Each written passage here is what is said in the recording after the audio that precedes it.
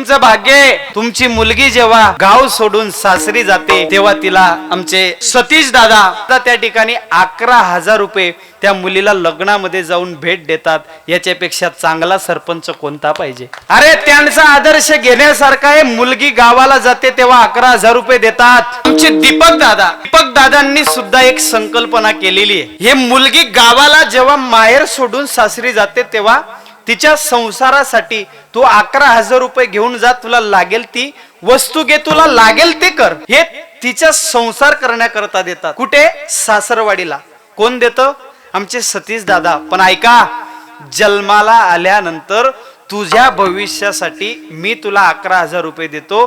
जोपर्यंत तू शिक्षण करत नाही, जोपर्यंत पुढे जात नाही, तोपर्यंत ते 11,000 तुझ्या अकाउंटला टाकतो.